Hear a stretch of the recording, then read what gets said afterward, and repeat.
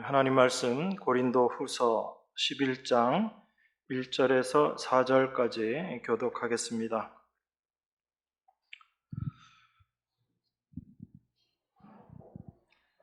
원컨대 너희는 나의 좀 어리석은 것을 용납하라. 청컨대 나를 용납하라. 내가 하나님의 열심으로 너희를 위하여 열심 내노니 내가 너희를 정결한 처녀로 한 남편인 그리스도께 드리려고 중매함이로다. 뱀이 그 간계로 이와를 미혹해 한 것 같이 너희 마음이 그리스도를 향하는 진실함과 깨끗함에서 떠나 부패할까 두려워하노라.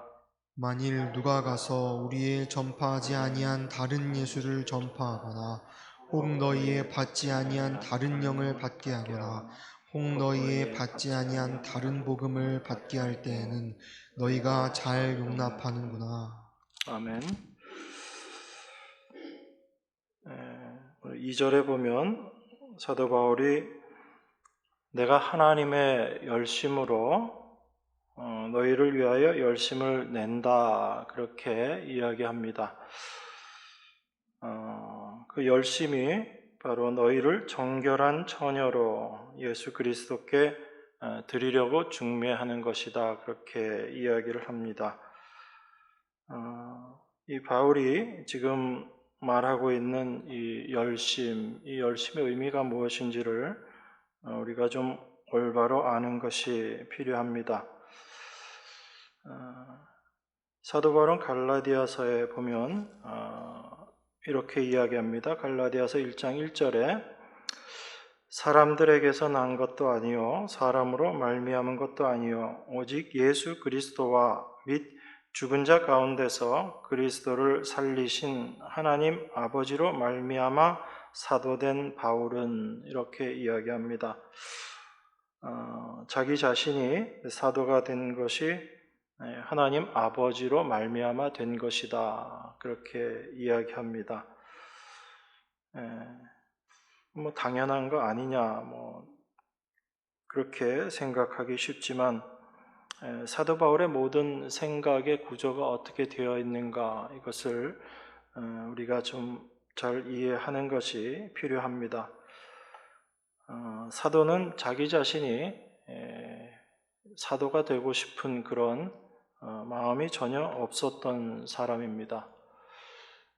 그랬던 바울을 하나님께서 사도가 되게 만드신 거죠. 그러니까 우리가 어떤 일을 행할 때 그것이 나의 생각, 나의 뜻으로 되어지는 일로 생각하기가 쉽습니다.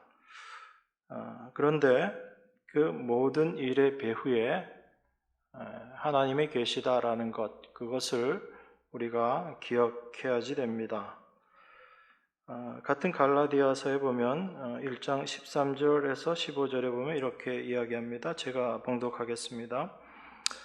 내가 이전에 유대교에 있을 때 행한 일을 너희가 들었거니와 하나님의 교회를 심히 핍박하여 잔해하고 내가 내 동족 중 여러 연갑자보다 유대교를 지나치게 믿어 내 조상의 유전에 대하여 더욱 열심히 있었으나 그러나 내 어머니의 태로부터 나를 택정하시고 은혜로 나를 부르신 이가 이렇게 이야기합니다. 사도 바울이 자기 자신이 사도가 된 것이 하나님 아버지로 말미암아 사도되었다라고 이야기하고 그리고 그러한 자기 자신을 하나님께서 언제 택하셨는가 그 이야기를 하는데 내 어머니의 태로부터 나를 택정하시고 은혜로 나를 부르셨다 그렇게 이야기합니다. 그러니까 사도 바울이 하나님의 택하심을 받은 것 이게 어머니의 모태로부터 그러니까 이미 사도 바울이 태어나기 이전에 하나님께서 택하셨다라는 이야기죠. 그리고 어느 시점에 하나님께서 사도 바울을 사도로 부르신 거죠. 그게 하나님으로 말미암아 된 일이다라고 에 그런데 우리가 좀 생각을 해보면 하나님께서 그렇게 사도를 바울을 사도로 쓰시기로 그렇게 택하시고 결정하셨다면 왜 중간에 그 사도를 그렇게 쓰셨는가라는 겁니다. 그게 갈라디아 1장 13절 14절에 나와 있는 내용이잖아요. 내가 이전에 유대교에 있을 때 행한 일을 너희가 들었거니와. 사도 바울이 사도가 되기 전에 행했던 일이 있었습니다. 하나님의 교회를 심히 핍박하고 잔해하고 내가 내 동족 중 여러 연갑자보다 유대교를 지나치게 믿어 내 조상의 유전에 대해서 더욱 열심히 있었다. 이렇게 이야기합니다. 기왕에 부르셨으면 처음부터 좀 사도로 잘 쓰셨으면 얼마나 좋았겠습니까? 그죠?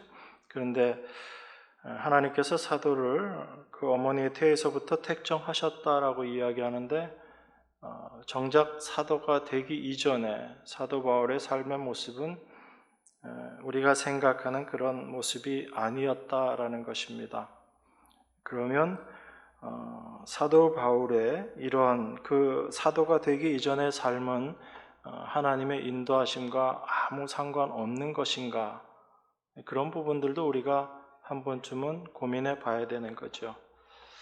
그러니까 우리는 우리가 생각하고 있는 신자다움, 하나님 백성다움을 어떤 곳에서 자꾸 찾으려고 하냐면 내가 신앙생활 잘하고 어느 날 내가 하나님 잘 믿게 된 그 시점부터 내가 하나님 백성 된 것이고 그것이 하나님께서 나를 인도하시는 삶이다라고 그렇게 생각을 합니다. 그런데 사도 바울의 고백을 통해서 보면 사도를 택하신 것도 이미 사도가 태어나기 전부터 택하신 것이고 그리고 사도가 사도 된 것도 하나님으로부터 말미암아 된 것이다. 그렇게 이야기한다는 것은 이미 그 중간에 있는 모든 삶의 모습도 비록 사도가 어찌 보면 그리스도인들에게 참 못할 짓을 했지만 그 삶의 모습조차도 하나님의 인도하신 가운데 있었다라는 것입니다.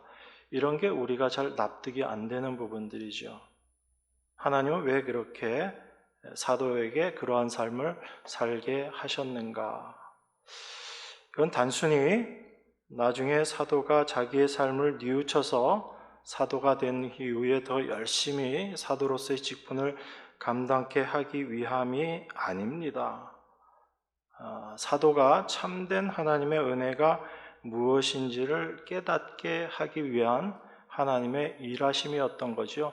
그러니까 우리가 생각하는 그런 하나님 백성됨 그리고 성도로서의 일, 사도로서의 일이라는 것과 실제 하나님께서 일하심의 모습은 다를 수 있다라는 것입니다. 거기서 사도가 자기 자신이 사도가 되기 이전에 그 열심이 있었다라고 이야기합니다. 그것이 사도가 자기 스스로 자기가 만들어낼 수 있었던 그런 열심이었거든요. 그래서 그 열심은 어떤 것으로 드러났는가 하면 하나님의 교회를 심히 핍박하고 박해하는 그런 모습으로 나타났었다라는 것입니다. 그런데 지금 사도가 오늘 본문에서 뭐라고 이야기하는가 하면 자기가 하나님의 열심으로 너희를 위하여 열심을 낸다라고 그렇게 이야기합니다. 그러니까 사도가 이전에 하나님을 알기 전의 열심과 지금 사도가 이야기하는 열심은 다른 거예요. 그리고 그 열심의 의미가 무엇인지를 우리가 올바로 구별할 수 있는 것이 필요합니다. 이전에 사도가 알고 있었던 열심이라 이런 것은 자기가 내는, 자기가 행하는 열심이었어요. 그런데 자기 자신의 열심이 어떠한지, 인간이 열심을 내는 것이 어떠한 것인지를 알고 난 이후에 그리고 인간의 모든 삶을 주관하시는 하나님의 일하심을 사도가 알고 난 이후에 자기가 행하는 그 모든 것들이 자기의 열심, 자기의 것이 아니요 하나님으로부터 말미암은 열심이다라고 이야기합니다. 여러분, 이 하나님으로부터 말미암은 열심이라는 이 의미는 하나님께서 사도에게 열심 내게 하셔서 이제 사도가 열심 내서 일한다, 그런 의미가 아닙니다. 우리가 이런 걸 항상 오해하거든요. 지금 사도가 이야기하는 이 자기의 열심, 하나님으로 말미암은 열심, 이것은 내가 열심 내어서 행하고 최선을 다해서 행하고 있지만 이것은 내가 하는 것이 아니라 하나님께서 나를 도구 삼아서 지금 행하고 계신 것이다, 그것을 이야기하고 있는 겁니다. 그러니까 우리 그리스도인들이 신앙생활하면서 제일 많이 오해하는 게 그런 부분들이에요. 하나님께서 나에게 어떤 동기, 어떤 마음을 주셔서 우리가 그 마음을 갖고 우리가 뭔가를 한다라고 많이들 생각합니다. 그런데 오히려 사도는 자기 자신의 그런 행함을 어떻게 이해하는가 하면 하나님께로부터 어떤 동기부여를 받아서 내가 열심히 한다, 그것이 아니라 하나님께서 나를 도구로 사용하셔서, 나를 도구로 삼으셔서 하나님께서 나를 통해서 일하신다, 이렇게 이해하고 있는 거예요. 완전히 이건 다른 모습입니다. 하나는 그 주체가 나일 수밖에 없고 하나는 주체가 하나님이시다라는 겁니다. 이걸 여러분들이 말씀을 보시면서 잘 이해하셔야지 돼요. 로마서 8장 34절에 보면 예수 그리스도에 대해서 말씀하시면서 하나님 우편에 계신 자요, 또한 우리를 위하여 간구하시는 자시다 라고 그렇게 이야기합니다. 그러면 그리스도께서 우리를 위해서 간구하시는데 누구에게 간구하시는 거죠?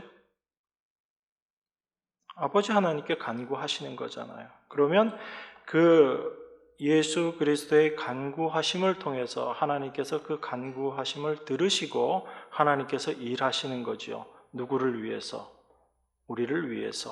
그런데 그 우리를 위해서라는 그 의미가 우리의 유익이 아니라 우리를 통해서 하나님께서 일하시는, 하나님의 뜻을 우리를 통해서 드러내시는 그 일을 하나님께서 행하신다라는 그 말씀의 의미입니다. 그래서 우리가 행하는 그 모든 것들이 우리의 의지, 우리의 뜻이 아닌 하나님의 일하심, 바로 그리스도의 간구하심으로 말미암아 되어지는 일이다라는 것을 우리가 기억해야지 되는 겁니다.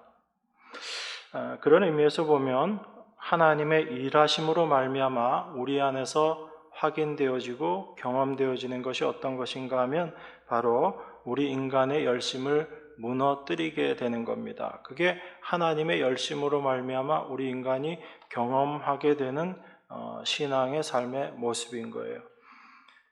하나님의 일하심을 알지 못했을 때는 내가 일하는 겁니다. 나의 열심으로 모든 것들을 행하는 거죠. 그런데 하나님의 일하심을 알게 될 때는 나의 행함이라는 것이 사라지게 됩니다. 존재할 수가 없게 되는 거거든요. 그래서 하나님은 그렇게 우리 자신의 행함을 무너뜨리는 거예요. 잘 수긍을 안 하시는 것 같아서 성경 말씀 한 군데 찾아보면서 확인해 보겠습니다. 우리 잘 아는 창세기 17장 한번 보겠습니다. 창세기 15장부터 볼까요? 창세기 15장에 보면 하나님께서 아브라함에게 나타나셔서 아브라함에게 약속을 하시죠. 15장 5절에 보면 그를 이끌고 밖으로 나가 가라사대 하늘을 우러러 무뼈를 셀 수 있나 보라. 또 그에게 이르시되 내 자손이 이와 같으리라.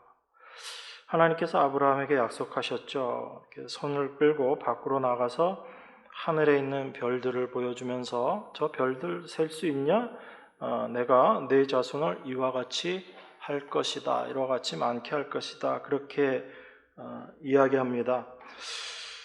그러면서 그 얘기를 했을 때 아브라함이 내가 그렇게 될 줄 어떻게 무엇으로 알겠습니까? 이렇게 아브라함이 다시 질문하거든요. 그때 하나님께서 아브라함과 어떤 일을 행하십니다. 그게 암소와 암염소와 수양과 산비둘기, 집비둘기를 취해서 그것을 다 중간을 쪼개 놓습니다. 쪼개 놓고 그걸 마주 대하게 하고 나서 하나님께서 아브라함과 약속하시는 거예요. 이게 고대의 어떤 약속에 대해서 두 사람이 서로 약속하는 내용입니다. 어떤 내용에 대해서. 그래서 우리가 이런 약속을 하는데 만약에 이 약속을 둘 중에 누구라도 지키지 않으면 어떻게 될 것이다? 바로 이 재물들처럼 이렇게 쪼개지게 될 것이다, 죽게 될 것이다 라는 것을 서로에게 확인하는 약속의 증거로서 행하는 그 행함이었거든요. 자, 그래서 이 일을 진행을 하는데 밤이 어두워서 아브라함이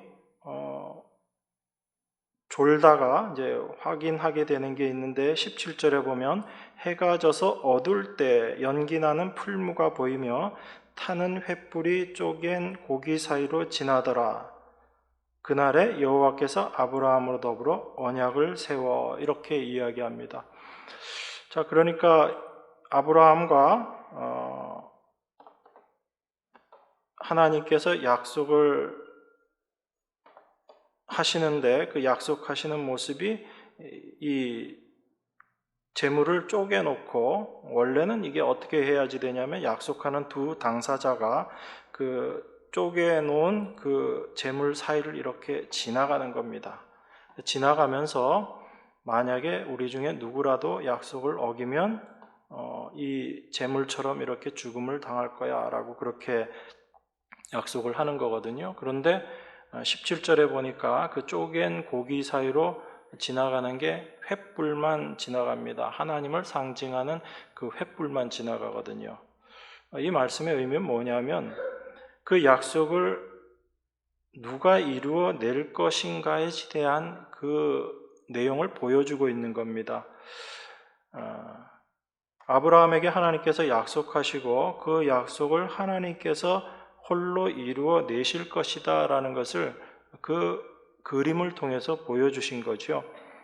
그리고 그날에 여호와께서 아브라함으로 더불어 언약을 세웠다라고 그렇게 말씀합니다. 하나님께서 이렇게 언약을 세우고 약속을 하셨는데 그 약속이 아브라함의 삶에서 잘 안 드러나요. 보이지가 않습니다. 하나님은 약속하셨는데 아브라함의 삶에 있어서는 도무지 자식이 태어나지도 않거든요. 그래서 자기의 열심으로 이스마엘도 낳아보고 그런 일들을 하게 됩니다. 그러다가 하나님께서 아브라함이 99세 되던 때 하나님께서 나타나시죠. 그게 창세기 17장에 나와 있는 내용이거든요. 그러면서 하나님께서 아브라함에게 다시 말씀하십니다. 내가 내 언약을 나와 너 사이에 세워 너로 심히 번성케 하리라 그렇게 이야기해요. 그러니까 이전에 하나님께서 약속하셨던 것을 아브라함 99세 때 하나님께서 다시 나타나셔서 아브라함에게 그 약속을 다시 말씀하시는 거예요. 자, 그리고 나서 내 자손 있을 것이다 라고 그렇게 말씀을 하시고 하나님께서 아브라함에게 어떤 일을 행하라고 하십니다. 그 행하라고 하신 일이 여러분들이 잘 알고 있는 할례를 행하라 라고 그 얘기를 하시는 거예요. 그러니까 하나님께서 언약을 이야기하시고 그 언약을 다시금 말씀하시면서 그 언약을 하나님께서 이루어내시겠다 그렇게 말씀하신 겁니다. 그리고 아브라함에게는 그 언약을 지키는 것으로 무엇을 이야기하냐면 창세기 17장 9절에 보면 9절 10절에 이렇게 이야기합니다. 하나님이 또 아브라함에게 이르시되 그런즉 너는 내 언약을 지키고 내 후손도 대대로 지키라. 너희 중 남자는 다 할례를 받으라. 이것이 나와 너희와 너희 후손 사이에 지킬 내 언약이니라. 이렇게 이야기합니다.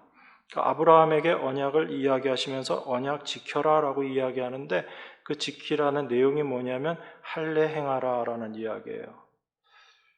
그러니까 할례라는 것을 행하는 게 너가 언약 지키는 거다라는 그 이야기잖아요. 그러니까 이스라엘 백성들이 지금도 아이들이 태어나면 8일째 되는 때 다 할례를 행합니다. 그걸 하나님의 언약이라고 생각을 하고 있는 거죠. 하나님께서 아브라함에게 이 할례를 행하라, 그것이 언약 지킴이다라고 이야기하시는 그 내용이 어떤 것인가 하면 할례라는 것 자체가 그 생명의 근원되는 그 생식기 포피를 잘라내는 거잖아요. 그걸 간접적으로 표현한 거죠. 나는 죽은 존재입니다라는 것을 간접적으로 표현하는 것, 그걸 생명의 근원되는 부분들을 잘라버리는 그 모습으로 표현을 한 겁니다. 그러니까 아브라함이 하나님 앞에 언약을 지키는 것은 어떤 거냐면 하나님께서 약속하신 그 언약을 아브라함이 열심을 내어서 후손을 만들어내는 것, 그게 언약을 지키는 것이 아니라 나는 하나님의 그 언약을 지킬 수 없는 존재입니다라고 자기 자신에게 할례를 행하는 것, 자기 자신이 죽은 존재임을 고백하는 것, 이게 바로 아브라함이 하나님의 언약을 지키는 것이다라는 겁니다. 그러니까 우리가 생각하는 것과 전혀 반대의 모습인 거죠. 우린 하나님과 약속하면 그거 세상 없어도 지켜야 된다고 생각합니다.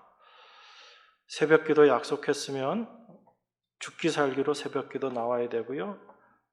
1년에 몇 명 전도하기로 하나님 앞에 서원했으면 그거 무조건 지켜야지 됩니다. 못 지키면 큰일 나는 걸로 생각해요. 그게 하나님과의 약속을 내 스스로 만들어 놓고 지키는 겁니다.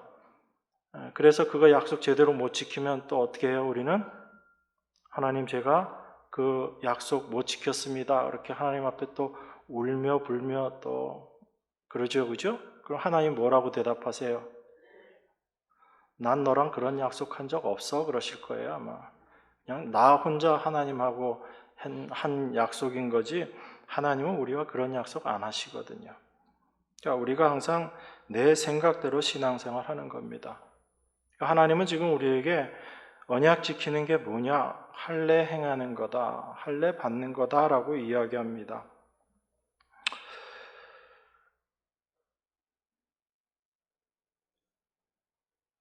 그리고 11절에 보면 너희는 양피를 베어라. 이것이 나와 너희 사이의 언약의 표징이니라. 그 할례 행한 그 표징, 그걸 보고 내가 죽은 자이구나. 그것을 확실하게 아는 것. 그게 하나님 언약 지킴이라는 거예요. 얘기가 조금 빗나갈 수 있지만 17장 1절에 보면 하나님께서 이렇게 얘기하시거든요. 아브라함의 99세 때 여호와께서 아브라함에게 나타나사 그에게 이르시되 나는 전능한 하나님이라 너는 내 앞에서 행하여 완전하라 이렇게 이야기합니다. 여러분 어떤 게 하나님 앞에서 행해서 완전한 거죠? 어떻게 행하면 완전하게 되는 거죠? 그러니까 우리는 행한다라고 하게 되면 우리 스스로 무언가를 행하는 것, 그리고 완전함이라는 것은 잘못이 없이 올바로 행하는 것, 이런 의미로 이해하고 있지만 하나님은 지금 너는 내 앞에서 행하여 완전하라라고 이야기하고 내가 너와 언약을 세우고 너는 언약 지켜야지 된다라고 이야기하셨어요. 그리고 나서 할례 행하라라고 이야기했습니다. 그게 언약 지키는 거라는 얘기거든요. 그러니까 하나님 앞에 우리가 행하여 완전하게 행하는 것, 이거 어떤 거예요? 요 내용을 가지고 확인해 보면 나는 하나님 앞에 아무것도 행할 수 없는 그런 죽은 존재입니다 라고 하나님 앞에 나아가는 것, 그게 하나님 앞에 행해서 완전해지는 거예요. 우리가 무엇을 해서 완전해지고 우리가 무엇을 하는 게 행함이 아니라, 그래서 구약에서도 이미 행해서 완전해지는 것, 이걸 언약을 믿는 것, 바로 하나님께서 그 언약, 하나님께서 약속을 다 이루신다라는 것을 믿는 것, 이걸 행함이다라고 이미 이야기하고 있어요. 그러니까 우리가 구약은 율법이기 때문에 우리가 지켜야지 되는 어떤 것들을 이야기하고 신약은 사랑이고, 이런 논리가 사실은 그냥 너무 단순하게 이야기하는 모습일 수 있다는 겁니다. 하나님은 끊임없이 우리에게 이야기하십니다. 율법을 주시면서도 우리는 도무지 그 율법 지킬 수 없는 존재라는 것을 깨닫게 하시는 거예요. 그래서 하나님 앞에 내가 어떤 존재인지를 알게 될 때 하나님의 일하심에 우리의 마음이 향하게 되는 겁니다. 하나님께서 어떻게 그 일들을 이루어 내시는가에 우리의 마음이 향하게 되고 그 마음 가운데 하나님의 일하심을 우리가 확인하게 되는 겁니다. 그래서 그 하나님의 일하심은 인간의 행함을 다 무너뜨려 버리는 겁니다. 그게 하나님께서 말씀하시고 하나님 스스로 그 일들을 이루어 내시는 모습을 통해서 보여주시는 거지요. 그래서 지금 사도 바울이 자기의 삶을 통해서 확인하고 경험했던 것이 그겁니다. 내가 내 열심으로 무언가를 이루려고 했었지만 그 이루려고 했던 그 모든 것들이 어찌 보면 오히려 하나님을 대적하고 하나님 백성들을 박해하고 핍박하는 모습이었다라는 것입니다. 그것이 자기의 열심이었는데 이제 하나님께서 나를 사도로 부르시고 그 부르심의 의미를 알고 난 이후에 사도 바울의 열심의 생각, 그 열심의 내용이 바뀌어져 버린 겁니다. 그 바뀌어져 버린 것이 바로 하나님의 열심으로 내가 열심을 낸다라고 이야기하는 이 열심으로 바뀌어 버린 거예요. 그러면 사도가 이야기하는 이 열심은 어떤 열심이에요? 사도 바울 자신의 열심이 아니라 바로 하나님의 열심으로 말미암아 사도 바울이 도구로 하나님께 쓰임 받는 그 열심, 바로 하나님의 열심을 이야기하고 있는 거예요.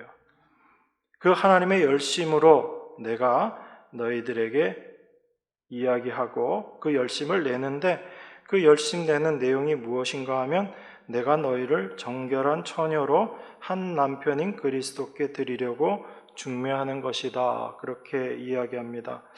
이게 사도 바울이 하나님의 열심으로 말미암아 이제 고린도 교회 성도들에게 이야기하는 그 내용인 거예요.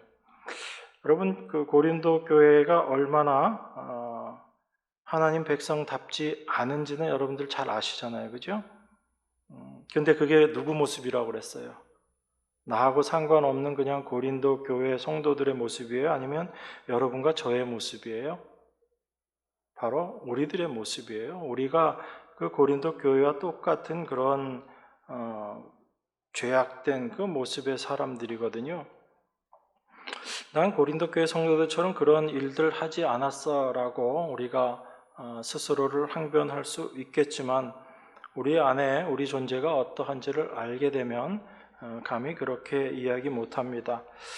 그런데 어쨌든 사도 바울은 우리가 생각하기에 굉장히 좀 안 좋은 고린도 성도들에게 내가 너희를 정결한 처녀로 한 남편인 그리스도께 드리려고 중매한다 그렇게 이야기합니다. 자, 여러분이 만약에 어떤 사람과 어떤 사람을 연결시켜 주려고 중매를 한다라고 생각해 보십시오. 그러면 여러분들이 생각하는 어떤 사람을 중매를 하나요? 내가 저 중매해서 저 사람 좀 골탕 먹여야 되겠다 그렇게 하진 않잖아요. 내가 생각하는 아주 좋은 사람, 훌륭한 사람, 그런 사람을 다른 사람에게 소개를 해주죠.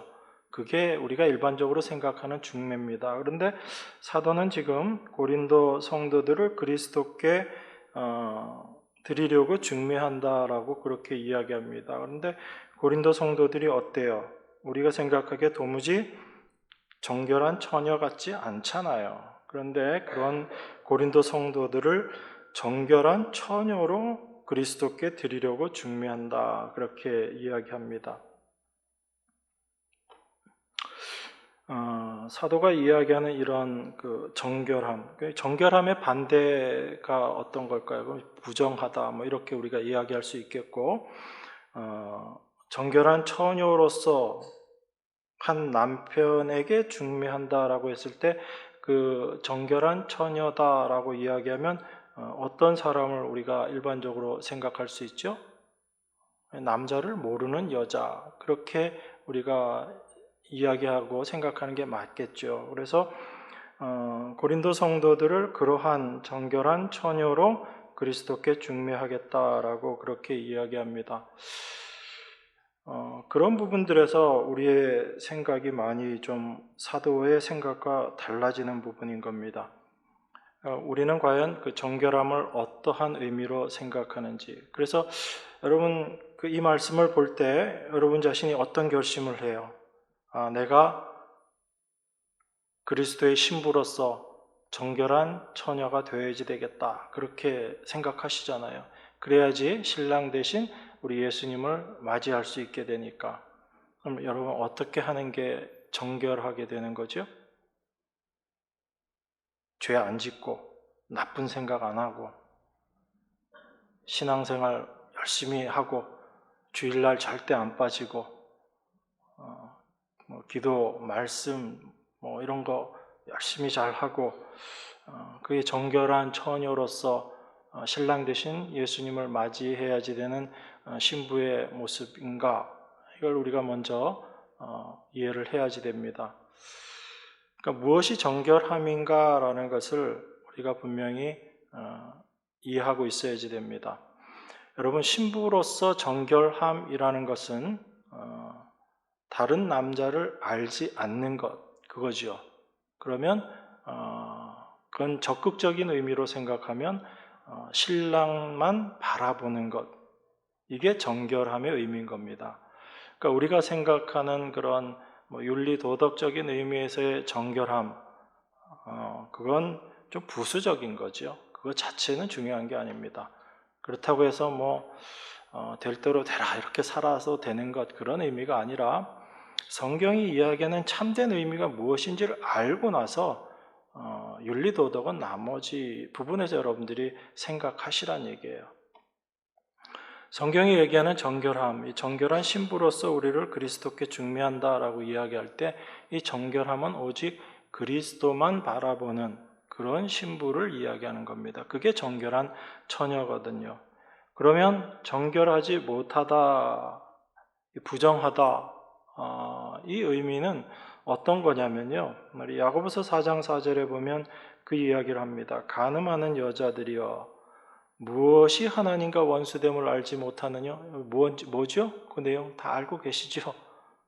간음하는 여자들이여 세상과 벗된 것이 하나님의 원수임을 알지 못하느냐? 그렇게 이야기합니다. 그러니까 그리스도인에게 있어서 정결하지 못함, 부정함, 간음이라는 건 어떤 거예요? 세상과 벗대는 것, 이걸 성경은 부정함이다라고 이야기합니다. 살인하고, 간음하고, 도둑질하고, 사기치고 이런 게 부정함이 아니라 세상과 벗되어 버리는 것, 이게 부정함, 이걸 성경이 이야기하는 거예요. 여러분, 세상과 벗된 게 어떤 거죠? 자꾸 생각에 말을 자꾸 이렇게 깊이 있게 들어가 봐야지 되는데, 세상과 벗됐다라는 게 어떤 거예요? 그냥 여러분들 세상에 가서 그냥 세상이 원하는 대로 이렇게 막 살아버리는 거, 이 세상과 벗됐다라는 것은 세상의 원리, 세상의 원칙을 쫓아서 사는 것, 그게 세상과 벗돼 버린 거예요. 여러분, 어떤 존재와 친구가 되어 버렸다라고 하는 얘기는 그 사람과 마음과 뜻을 같이 한다는 이야기잖아요. 세상과 벗이 되었다라는 얘기는 세상의 원칙, 세상의 논리, 세상이 추구하는 것, 그것과 동일하게 내가 같이 나아가는 것, 이게 세상과 벗돼 버린 거거든요. 그래서 이게 겉으로는 굉장히 훌륭한 모습으로 나타날 수도 있어요. 우리가 생각하는 그런 부정함이 아닐 수도 있다고요. 세상이 생각하는 부정함이 아닐 수도 있어요.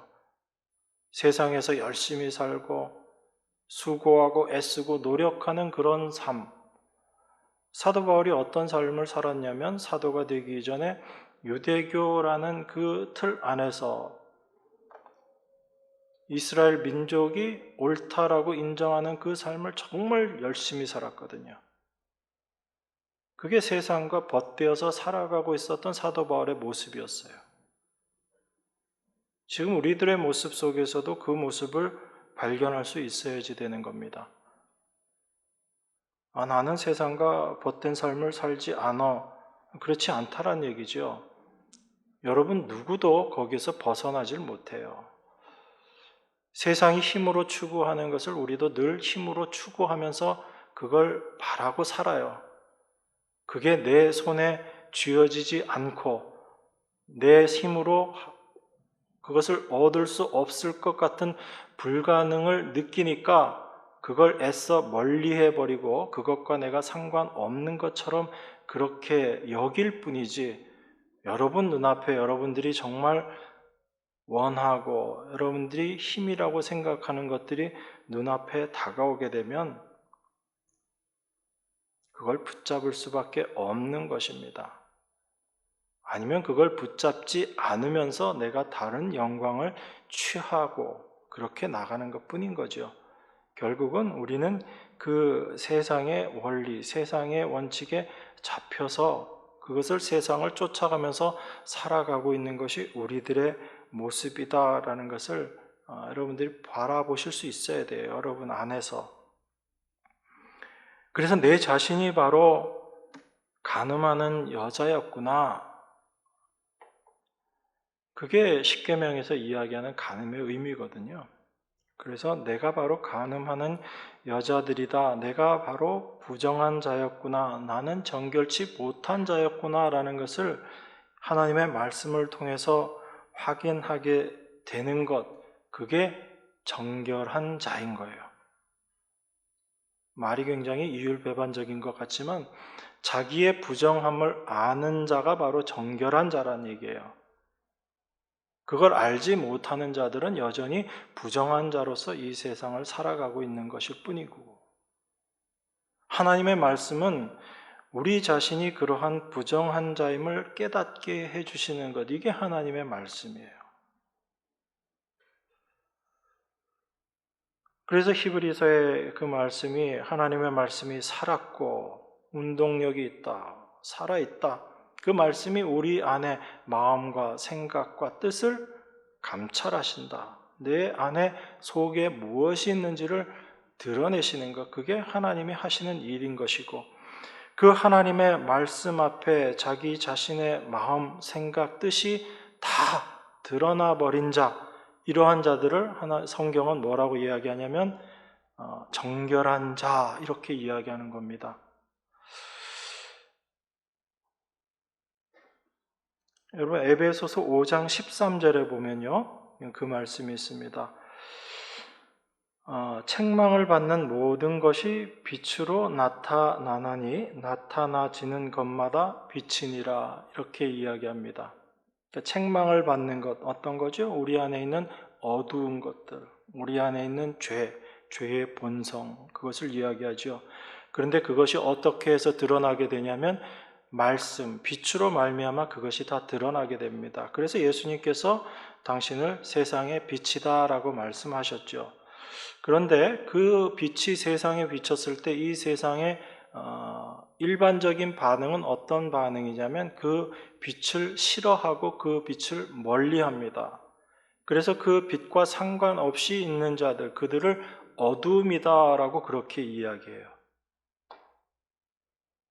그리고 그 빛으로 말미암아 자기 자신의 어두움이 드러나서 내가 어두움이구나라는 것을 깨닫는 자들이 있어요. 똑같은 빛이 비춰졌을 때 두 가지 반응으로 나타난다라는 얘기입니다. 그 빛이 싫어해서 그 빛을 꺼려서 빛 가운데로 나아가지 않는 자들이 있고, 그 빛으로 말미암아 자기 자신의 어두움이 드러나게 되지만 자기 자신의 어두움이 빛 가운데서 드러나는 것을 깨닫고 그것을 인정하는 자들이 있어요. 그게 하나님의 택하신 백성들과 이 세상 백성이 나누어지는 모습이거든요.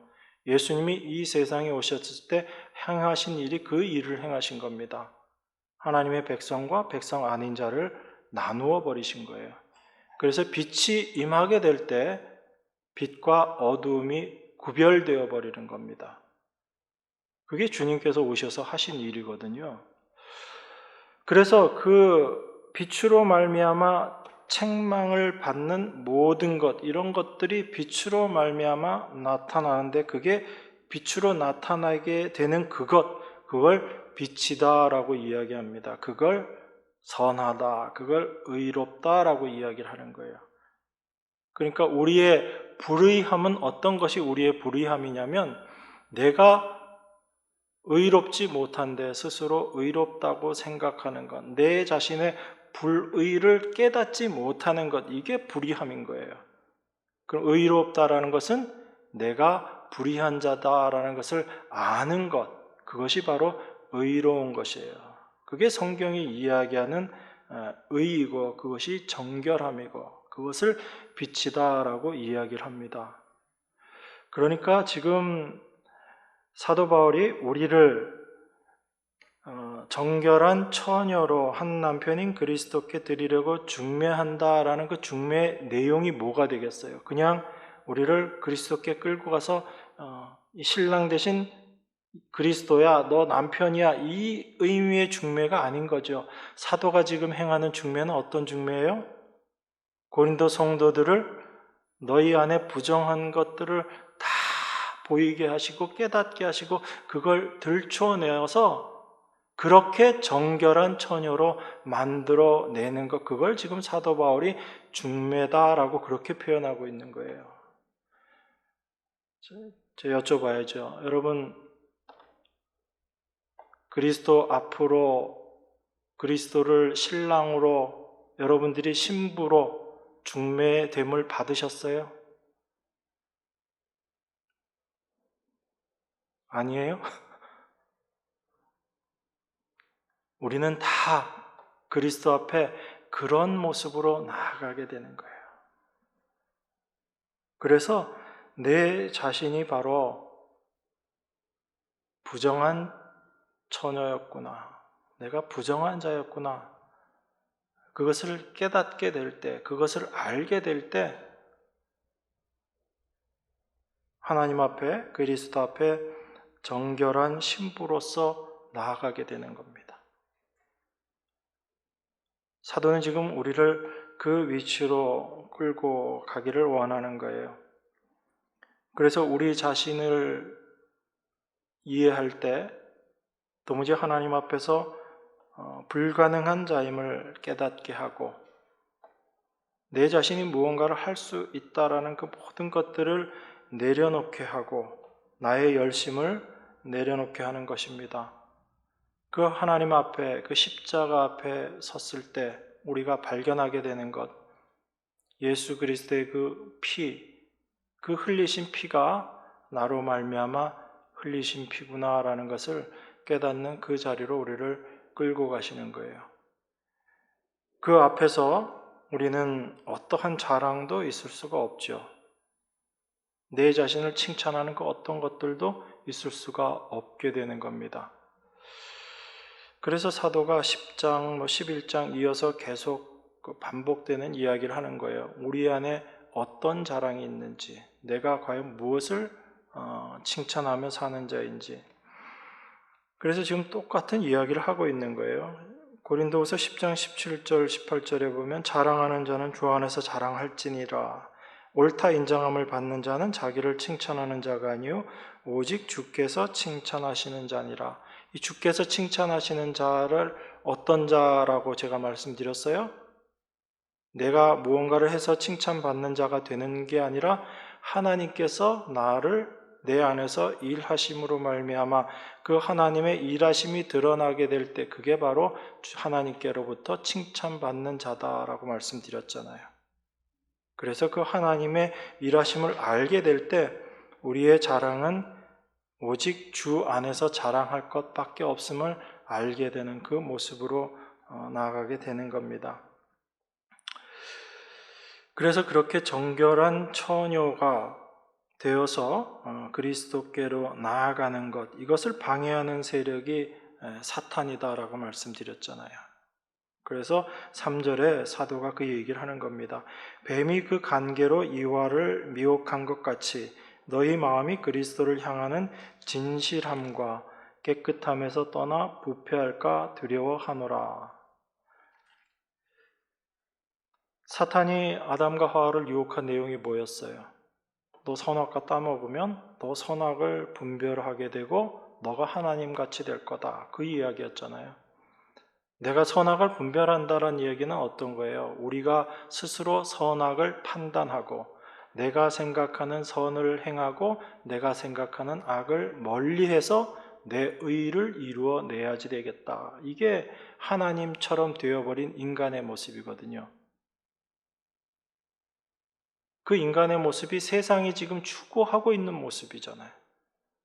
스스로 선을 판단하고 악을 판단해서 이거 잘 분별해서 우리 착하게 살고 나쁜 짓 하지 말아서 우리가 아름다운 세상 만들어내 보자. 이게 세상이 추구하고 있는 모습이잖아요. 세상적으로는 참 그럴듯한 말인데 인간 존재 자체가 어떠한 존재인지를 알지 못하는 거지요. 여러 번 말씀드리지만 여러분들에게 어떤 게 선이에요? 어떤 게 악이고? 엊그저께 선거를 했는데 한쪽에선 이게 선인데 한쪽에선 그게 악이 돼버리죠. 그게 인간들이 이야기하는 선과 악의 모습인 거예요. 나에게 유익한 것 선, 나를 유익하게 만드는 것 선, 나에게 해를 끼치는 것 악. 그래서 시대와 장소에 따라서 선악이 다 바뀌어버리는 거예요. 그래서 가정에서 날마다 싸움이 있고 국가 간의 전쟁이 있고 그 모든 것들이 스스로 선악을 판단하는 주체가 되어 버렸기 때문에 그 일들이 생겨나는 거죠.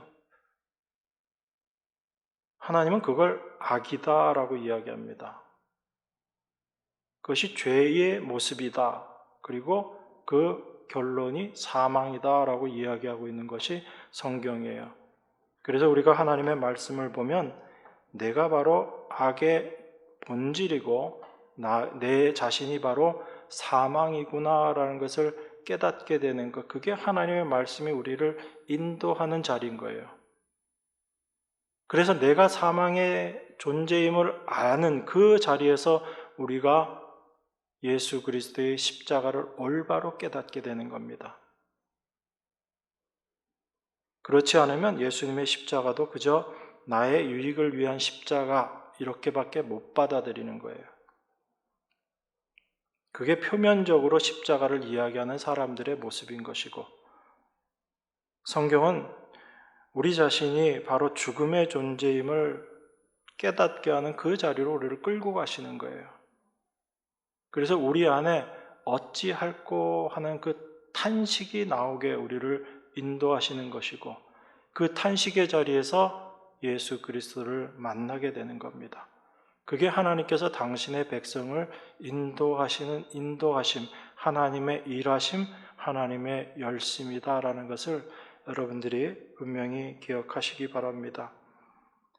그래서 그 뱀의 간계를 인해 그 타락해 버린 모습으로 살아가고 있는 것이 바로 내 자신이구나라는 것을 알게 될 때 우리가 예수 그리스도께 올바로 나아갈 수 있게 됩니다. 그게 정결한 신부의 모습이다라는 것을 여러분들이 늘 기억하시고, 여러분의 열심이 무엇으로 또한 누구로 말미암아 이루어지는 것인가, 나타나는 것인가, 그것을 분명히 이해하시고 그 하나님의 일하심, 하나님의 열심을 여러분들이 올바로 이해하시게 될 때 여러분 날마다의 신앙생활의 삶의 모습이 분명 달라질 것이다 라고 말씀드릴 수 있습니다. 그 하나님의 일하심, 그 하나님만 올바로 바라보고 소망하며 살아가는 여러분과 제가 되기를 바랍니다. 기도하겠습니다. 우리 안에서 일하시는 그 하나님의 열심, 그것을 깨닫게 하시는 것 또한 하나님의 일하심임을 감사드립니다. 우리의 힘과 우리의 의지가 아닌 하나님의 열심으로 하나님 도구 되어 살아가는 저희 되게 하시고, 그것을 올바로 깨닫고 나의 나된 것이 하나님의 은혜다라는 것을 더욱더 깊이 알아가는 저희가 되게 하여 주시옵소서. 그래서 정결한 신부로서 신랑 되신 그리스도를 맞이하는 저희 모두가 될 수 있도록 하나님 인도하시고 역사하여 주시옵소서. 귀하신 예수 그리스도 이름으로 기도드리옵나이다. 아멘.